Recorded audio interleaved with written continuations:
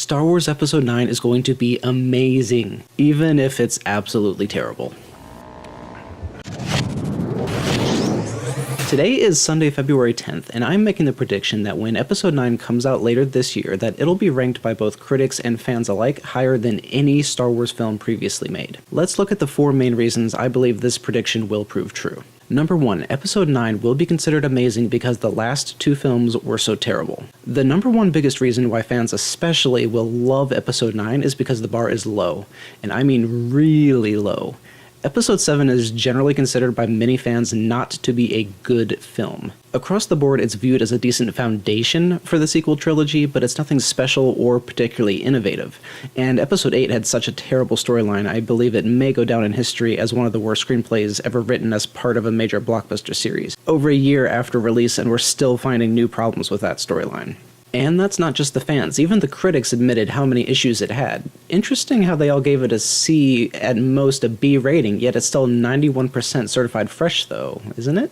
Anyways, so now Episode 9 is nearing release and the bar is low.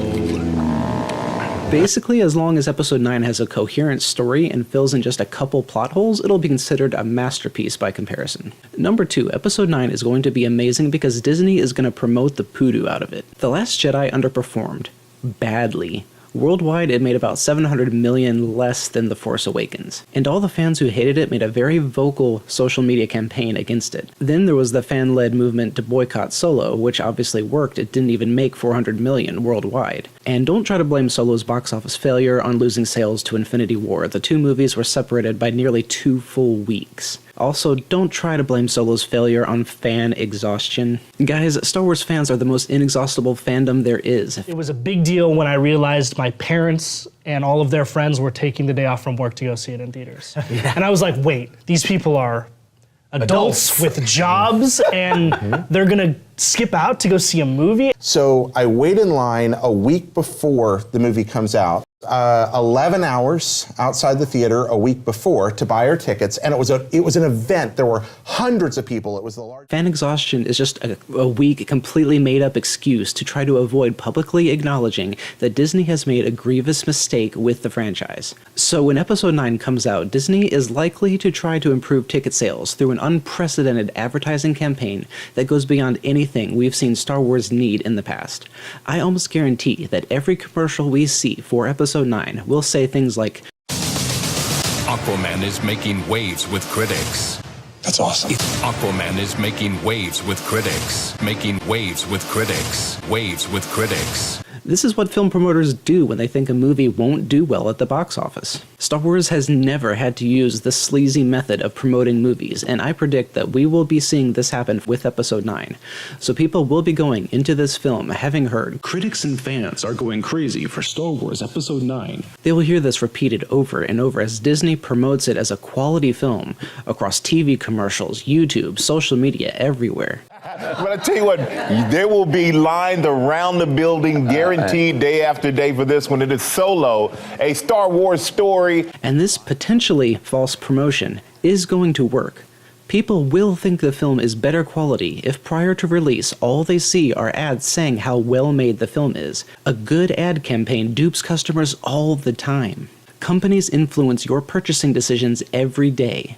Your preconceived expectations of products greatly influences your actual enjoyment. And the more you see something advertised, the higher quality you believe the product to be. I believe that Disney is going to use all of these tactics and more as they attempt to skew audience expectations prior to the film's release through an enormously hyped up advertising campaign like we've never seen a Star Wars film need in the past. Number 3, Episode 9 is going to be amazing because the stakes are higher. The Disney executives aren't blind, they know the franchise is in trouble. Alan Horn, the chairman of Disney, is watching the dailies and sending JJ and Kennedy notes every weekend. They have dozens of movies in the works. The chairman of the parent company does not normally micromanage like this. Do you think he takes time to review dailies from all these other films and send those directors' notes every weekend? Every movie since Episode 7 has shown decreased revenue. The Force Awakens made $2 billion, Rogue One made $900 million less, The Last Jedi made $700 million less, Solo made $1.6 billion less. Toy sales are down. The new TV show Star Wars Resistance is getting abysmal reviews from the public. Overall, Disney is scaling way back on all Star Wars related content. They even canceled Legoland's Star Wars Days. And look at this quote from an anonymous Disney employee. The motivation was to refocus expenditure and limit Star Wars exposure to reset the franchise and allow fans to heal. Allow fans to heal. They are fully aware it's not a vocal minority that is upset. The Disney execs know that if Episode 9 isn't amazing, they have no chance of getting back the fans or to them customers that they've lost. Oh, and side note, for anyone saying that those disgruntled fans are just a vocal minority, think about it. 117,000 is not a small number, and it's a far more important metric than Disney realizes. These were the people who really hardcore loved Star Wars. These were the people seeing the films 20 times in theaters, the ones who bought all the toys and talked about the films excitedly online and made all their friends and family go see them. This number is extremely significant. Look at mobile gaming as an example, since those numbers are easier to track. 95% of people who play free mobile games don't really care about them. Only 5% of consumers care enough to actually pay money for mobile gaming, and Star Wars is no different. The majority of the money spent on Star Wars movies and merchandise doesn't come from the average consumer. It comes from the dedicated fans. And the recent films have decimated their dedicated fan base. J.J. Abrams knows these things too. He's seen all these hashtags trending. Anyone can see that Rian may go down in history as the most hated director of all time. And these nearly 117,000 people, you think there's any chance they go to see another Rian Johnson directed film, much less a Star Wars film? You think they won't be actively warning all their friends and family not to go see Rian's movies and then explain the literally 100 different ways that The Last Jedi was a terrible film?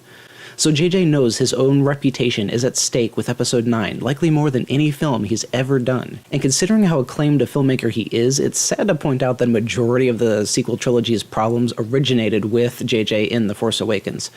I'll cover this in full in another video, but The Force Awakens was filled with problems that would leave the future of the entire franchise in jeopardy. And Rian Johnson was even worse for the trilogy than Abrams was. Not just with the decisions that he made with the storyline, but the way that he tried unsuccessfully to alternate between being overly dramatic and needlessly comedic.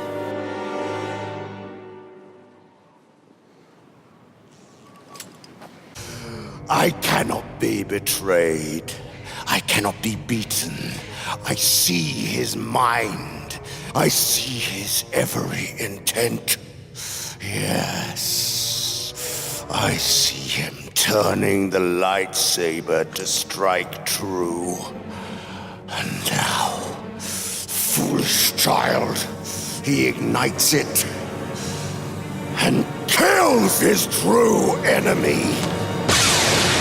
If you reach him, tell him Leia has an urgent message for him about his mother. All firepower on those speeders. Concentrate all fire on the speeders!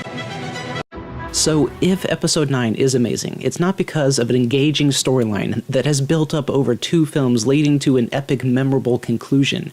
If Episode 9 is actually good, it's because Disney and the people in charge tried harder and made a cohesive, well-thought-out storyline that didn't leave the audience filled with questions and disappointment. And finally, number 4, Episode 9 is going to be amazing because we're desperate. Here's a brief list of everything that fans wanted to see from the sequel trilogy. We wanted to see Luke starting a new Jedi Order. We wanted to see awesome new Jedi Padawans who become beloved characters like Ciri or Ahsoka. We wanted to see Luke and Han and Leia all still fighting side by side, and all of them having kids who eventually become Jedi. We want to see great new characters like Mara Jade and Thrawn and Sabath. We didn't even ask for new lightsabers or force powers. Those are just fun gimmicks. What we needed was a cohesive continuation for the characters that embodied Star Wars.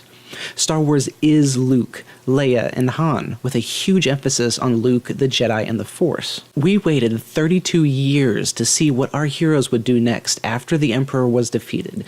But then in Episode 7, Han and Leia's marriage, a new generation of Jedi, the New Republic, the new Jedi Academy, and Luke freaking Skywalker himself were all destroyed without getting a second of screen time. Fans of the past 6 films lost literally everything we had wanted to see happen in the sequels, and we are getting desperate for something new to love. Because as upset as we all are with the direction the franchise has taken, we still want to love it.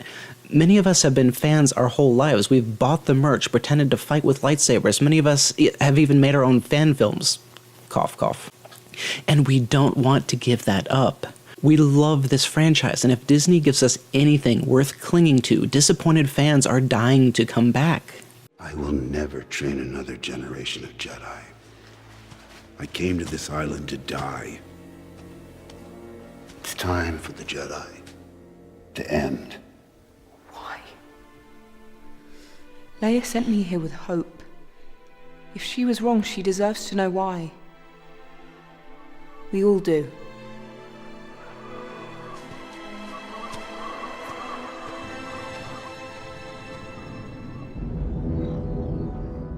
Now, I think it's virtually impossible for Episode 9 to tie together the threads of Episodes 7 and 8 with any satisfactory conclusion that will naturally push the storyline towards another trilogy.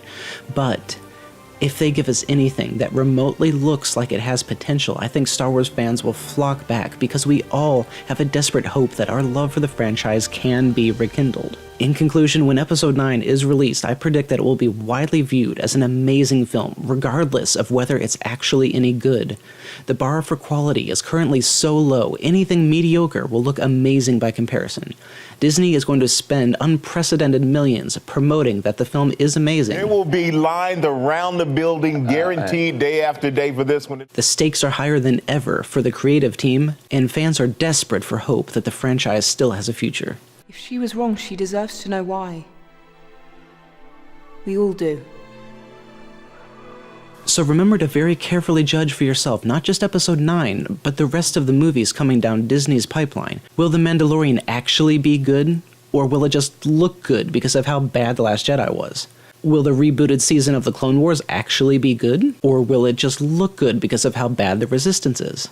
Considering I have put together an objectively plausible argument in which people will fool themselves into thinking Episode 9 is good even if it's bad, and also considering that nearly every film made thus far under Disney has had problems, requiring mid-shoot director changes or massive reshoots, all I can say regarding the future of our beloved franchise is, may the Force be with us.